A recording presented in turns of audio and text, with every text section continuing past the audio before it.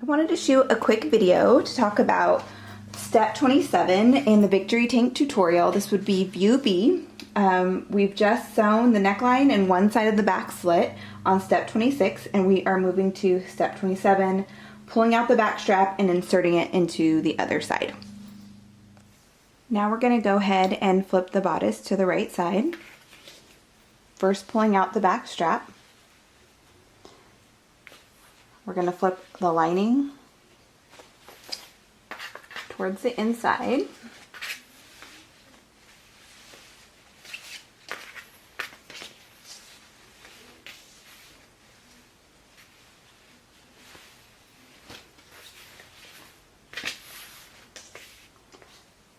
Now what we're going to do is we're going to take the right side of the back strap and pin it to the right side of the back bodice, right at the neckline. This pin will help us remind us which sides go together as we are pinning the last back slit side. So now what we're going to do is come inside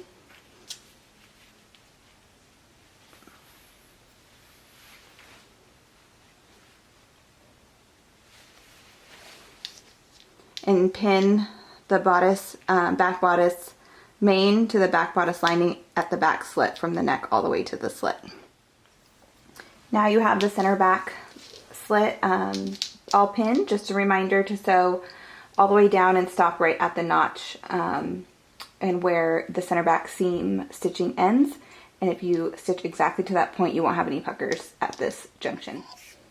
Now that that center back seam is sewn, just clip your corners and you can turn right side out. Once you've turned your bodice right side out and given it a press, you are ready for some understitching.